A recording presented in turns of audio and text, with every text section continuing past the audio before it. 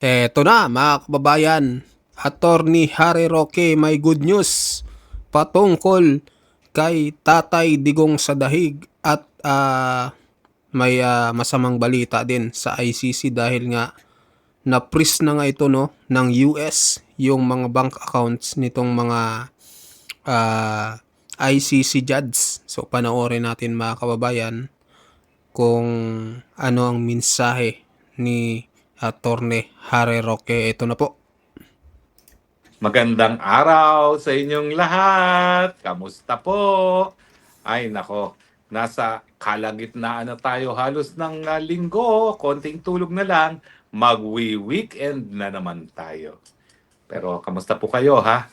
Well, ako po ay medyo gumaling na sa aking ubo, pero nandun pa rin yung plema, no? So, nagtataka ako, no? Parang nagkaroon ng solusyon doon sa aking mga bagong gamot na binigay natin mga kabayan dito, doon sa aking ubo at sa aking hika, pero nandun pa rin, no? Meron pa rin ata. Hindi ko alam kung viral o bacterial na yan, no? Pero malalaman natin yan.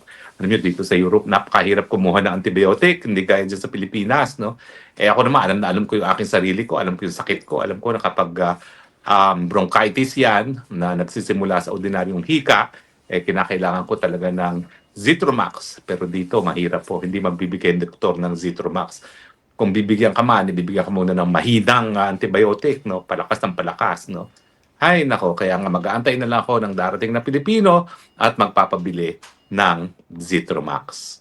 But anyway, pag-usapan po natin, napakita sa Facebook kanina yung judge na nagbasa ng husga ng appeal chambers na binabasura ang interim release ni Tatay Digong na nagrereklamo kung anong epekto ng freeze ng Amerika sa lahat ng mga assets ng ICC, kasama na sa mga assets ng mga judges at prosecutor ng ICC.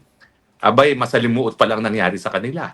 Ang sabi ng judge na yan, wala siyang mabuksan na bank account miski sa Europa.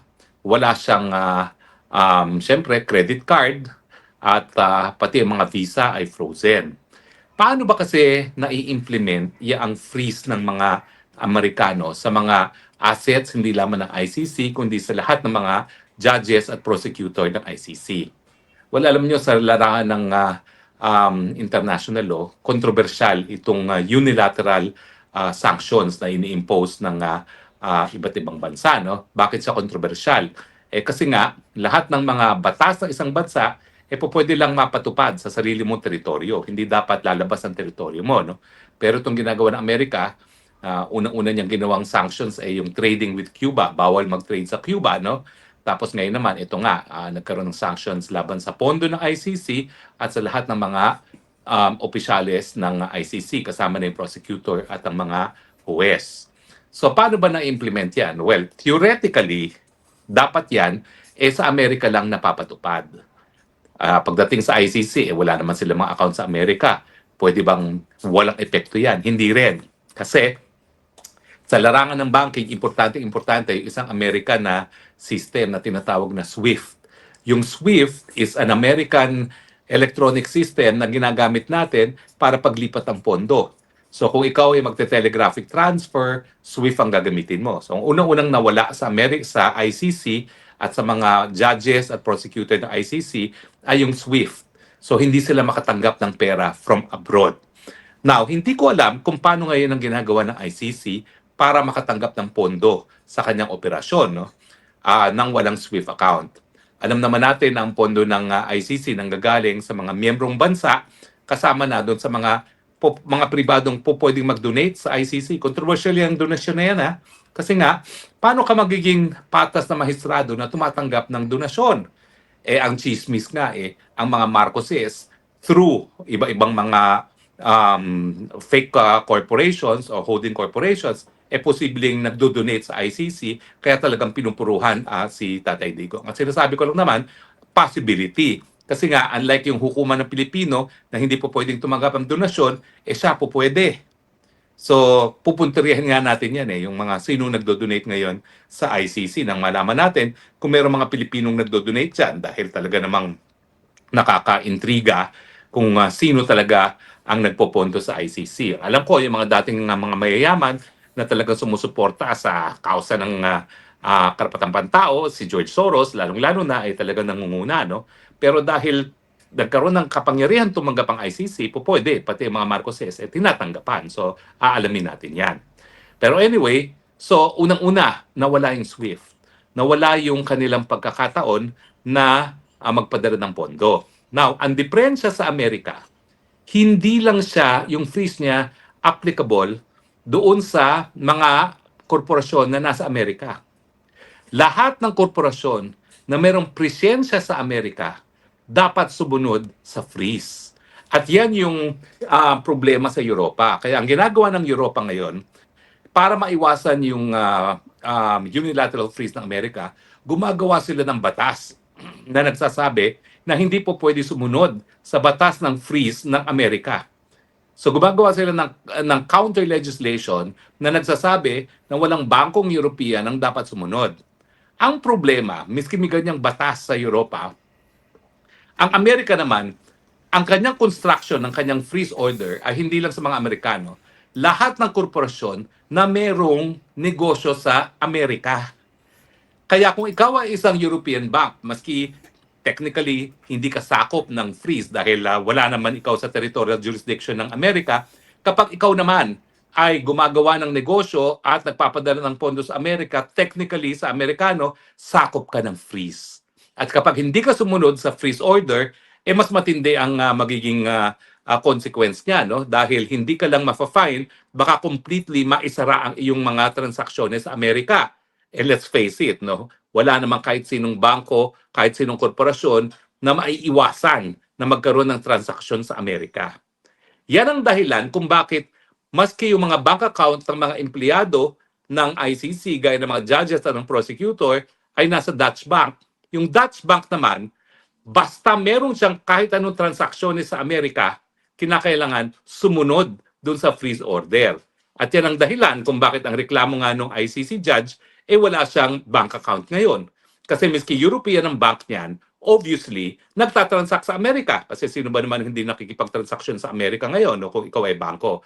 At dahil ayaw nila na maisarado ang kanilang operasyon sa Amerika, sinusunod na nila ngayon ang freeze order, ang sanctions laban sa ICC.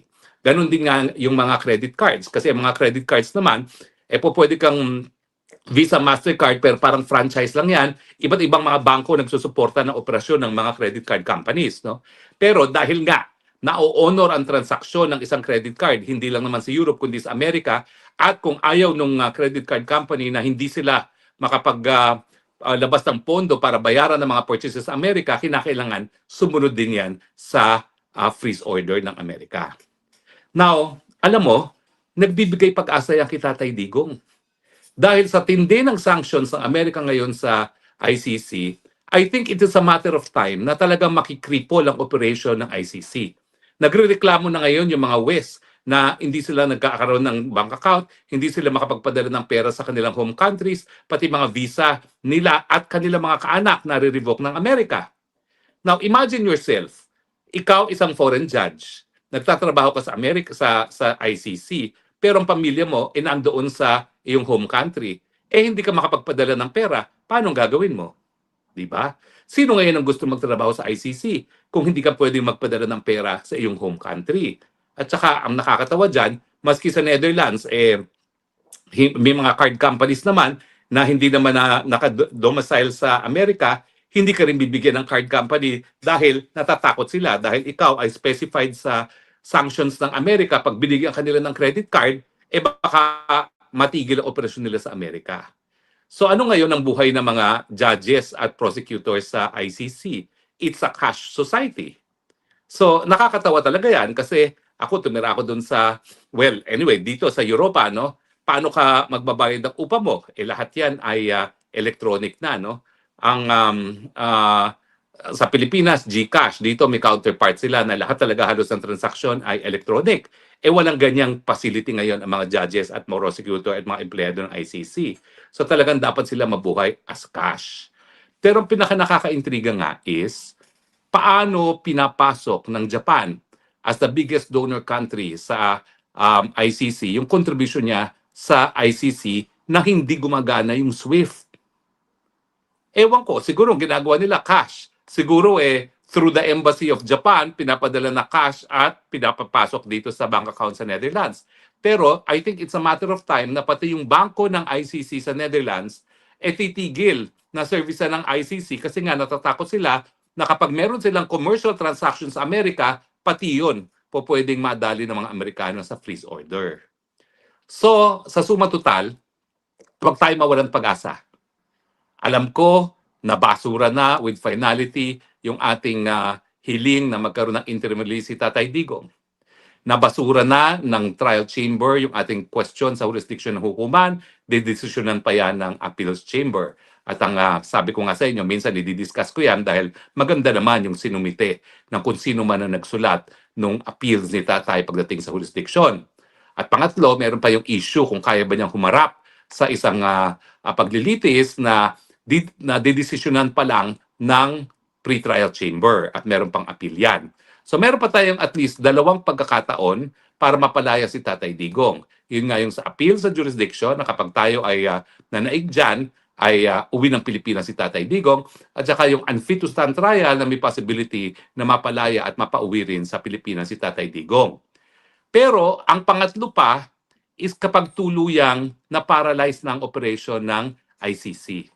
At sa tingin ko, doon sa kinuwento ng appeals chamber judge ng ICC na napakahirap ng buhay nila, na ang ICC ay frozen ang kanilang finances, binibilang na lang natin ng araw bago sumuko ang ICC at sabihin, hindi na namin kaya. Dahil importante talaga ang banking system, no? Now, sa totoo lang, hindi ko talaga alam kung paano nabubuhay yung mga maestrado ngayon at mga prosecutors. Dahil ako, miski ako is asylum seeker, kahit paano meron akong access to the banking system. No? Binibigyan talaga kami ng karapatan na magbukas ng bank account. Dahil kung wala kang bank account, wala ka talagang buhay dito sa Europa. They are moving towards a cashless society na pati sa bus, hindi ka talaga makakasakay na kahit anong bus, kahit anong sinong tren, kung wala kang credit card na itatap. No? Everything is electronic. So, sa tingin ko nga, ang isa pang pangatlo na posibilidad, dahil nga sa sanctions ng Amerika, tuluyan na magsasara ang ICC dahil hindi nila masusustain ang operations na on a cash basis. Kung meron pa silang matatanggap na cash. Kasi yung mga kontribusyon ng mga member countries, hindi makakapasok dahil hindi yan makakadaan sa SWIFT system nga, no, na still American-owned. Ang nakakatawa nga doon sa sabi ng judge, pati ba naman computer program, wala sila. Dahil ang computer program, Google. So ang ginagamit nila, pati sa email, is Proton, hindi na Google. At napakahirap talaga ng buhay nila. Talaga namang nagpupursige lang sila para magpatuloy. No? Pero yan po ay isang, kumbaga, pag-asa ni Tatay Digong na dahil nga hindi na po kakayaning mag-operate ng ICC dahil sa sanction ng Amerika, kinakailangan pauwiin na siya. Dahil kung hindi naman siya talaga mahahatulan at hindi na po pwedeng gumana ang hukuman, siyempre, labag naman sa karapatang pantao na patuloy siyang ikulong. Kaya nga po, sinasabi ko, at kami naman na wala na kaming ginawa dito kay Tatay Digong, kundi dasal, at nagagalak naman ako na iba pang mga Pilipino ay sumunod sa aming yapak at nagdadasal na lamang, pagpatuloy po natin ang pagdasal. Dahil we do not know. God works in mysterious ways. Merong dahilan kung bakit siguro pinayagan ni Panginoon na makidnap si Tatay Digong dito sa Hague. Pero sa aking pananaw, siguro ang dahilan dyan para nga magkaisa ang taong bayan, para yung mga nagdududa pa kung tama ba na magpatuloy pa sa pwesto ang Marcos administration, talagang magising sa katotohanan na malaking pagkatraidor sa pagiging Pilipino at sa soberenya ng Pilipino ang ginawang pagkikidnap kay Tatay Digong dyan papunta dito sa Hague. Kaya ang aking sinasabi, God has a purpose. Perhaps it is to unify us at tayo naman talaga ay nagkaisa na para ipakita na taksil talaga sa sambayan ng Pilipino ang mga Marcoses at yung kanilang mga aliado na nanghidap kay Tatay Digong at siguro para nga mapabilis pa ang pagiging presidente ni VP Sara. Dahil ang aking tingin, kung hindi natin isisisante itong Marcos Jr. na ito before 2028, hindi mananalo ang kalaban ng Marcos Jr. dahil hawak-hawak ng mga Marcoses ang makina na magbibilang ng boto. Bukod pa doon sa gobyerno mismo, kung hindi natin masisisante na mas maaga itong Marcos Jr. No? At yung pagsisisante naman, karapatan natin yan. Huwag kayong matakot. Hindi po yan incitement to sedition. Ang pagsisisante, dahil ang isang presidente ay hindi na kayang katungkulan, ayan po ay talagang tunay sakop ng kapangyarihan ng taong bayan bilang tunay na soberenya sa isang bansa gaya ng Pilipinas. So mga kaibigan, meron pa tayong mga pag-asa na talaga mapauwi si Tatay Digong. Number one, desisyon ng Appeals Chamber na wala lang jurisdiction ang ICC dahil nagsimula ang preliminary investigation na hindi na tayo miyembro ng ICC. Yan ang pinakamalakas. Pangalawa, mananaig tayo sa pre-trial chamber na wala na sa tamang pag-iisip ang Tatay Digong para tumayo sa isang paglilitis. Ang resulta dyan, at least, matitigil ang paglilitis at sa aking tingin, yan ay sapat na dahilan para nga mapalaya si Tatay Digong. Pangatlo,